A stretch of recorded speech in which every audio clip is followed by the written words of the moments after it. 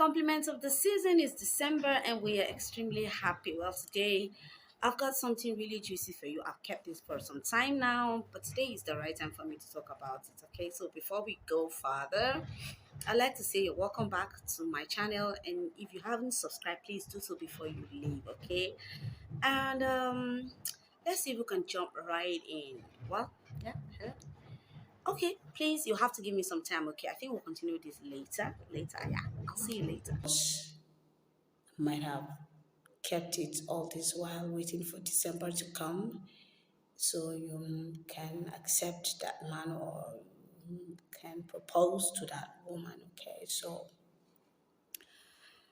well, it's one of the reasons why I want to do this video today to tell you that it's not just enough to accept any proposal, especially in respect to getting into a long-term relationship, talking about marriage now, okay? Now, like I've always said, marriage is a serious business that cannot be played around with. You cannot go into marriage without, getting the appropriate advice, doing what you have to do as a person, okay? Um, Now, most times we get into marriages without really sitting down to think or reason why we're accepting the person or what are those idealness for us that we call, yes, this is why I want to settle down with this person. Now, you might think it's not important, but let me tell you, it's really, really important to understand why you want to settle down, why you're accepting this person. Because at the end of the day, you'll be living with that person for the rest of your life.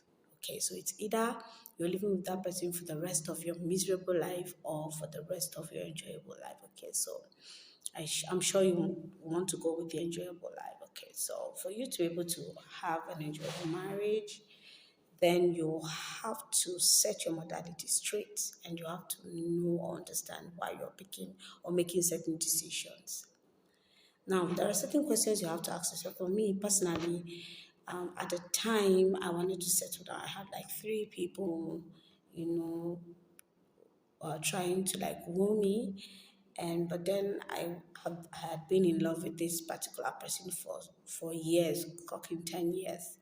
But then I've never really felt the urge to want to settle down with him because of some of the things I was actually looking out for in my man, which I never saw in him. And so it was kind I was kind of having cold feet to go for it. And when it was really serious, like when the other person, like when my present husband came and was really serious about it, that was when the other person started trying to like make me see a reason why I should settle for him. But then there was this other person whom we weren't really in any relationship before, but then um, I've always known that he liked me. And so, there was just a question thrown at me by my sister, and I sat down and reasoned. You want to go with this person? Are you sure you want to go with him, or you just want to get married, or don't you think you want to be a wife to so person based on his titles and stuff like that? And I sat down and reasoned. I asked myself certain important questions, and the answers that came back to me regarding that those other two were negative. But then I felt more comfortable with my husband, and even though they weren't very, very, suitable or what people would say convenient, to me it was most convenient or most comfortable for me. So I went for it and I had my peace of mind. So today I want to give you some of the things you have to sit down and think before you think of accepting any man's proposal. It's not just enough to say yes, I'm married. It's a serious weight. It's a serious weight for you to carry for the rest of your life. Okay, so I've had to do some research, ask people about their, what were their thoughts or what did they have in mind about what it means to be married, to stay married, what it means to have an ideal man or ideal woman.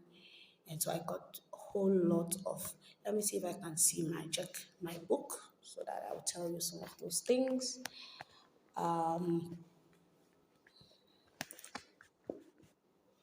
Sorry. Let me look for it. In the meantime, I want to believe that you did okay and that you've been applying all our teachings as you should, because it's not just enough to watch these videos, okay? It's also very important that you imbibe these things and try to do the needful so that you'll be happy and everyone around you will be happy too, okay?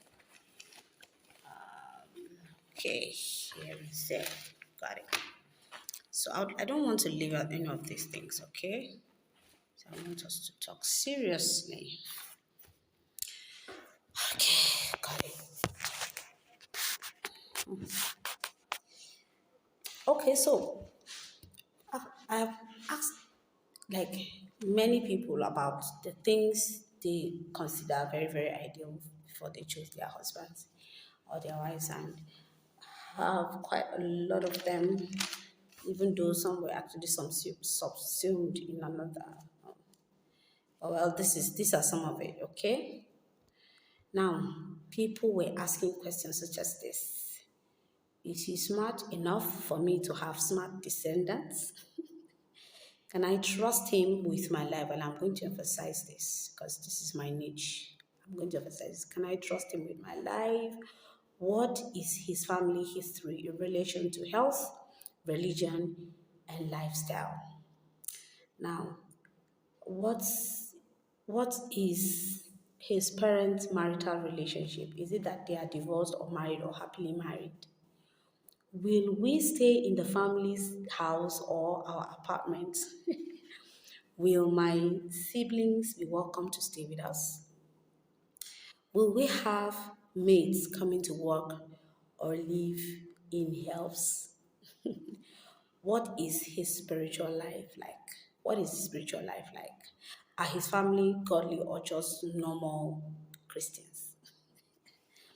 Are his parents diabolical? Diabolical, like juju. Will he support my career? Well, that's another thing. Is he comfortable with my dress sense, or will he prefer a particular dress sense after marriage? You might be thinking these are just anyhow questions, but really they are very important. These are things you have to ask yourself and come up with the right answers to, okay? So this one says, um, uh, okay, I think those are some, I just like try to like summarize them in one because those are like some of the major responses I got from people. And so people were telling us so many things. And then I sat down and I'm listening. I kept on thinking, okay, I wanted to add, I say, are there signs?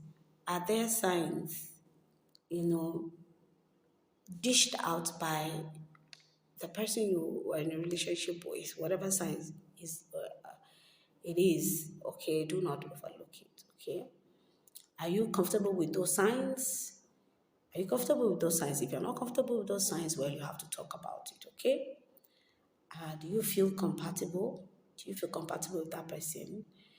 What is his temperament? Can you cope? These are some of my questions, okay? Is he God fearing?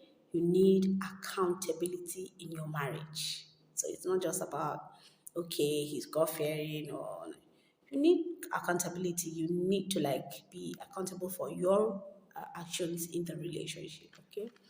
What are his bad sides? Can you tolerate them or not? So I also added, I said, what is or how do you esteem yourself whenever you're with him? Can I respect him? Can I respect him? Now,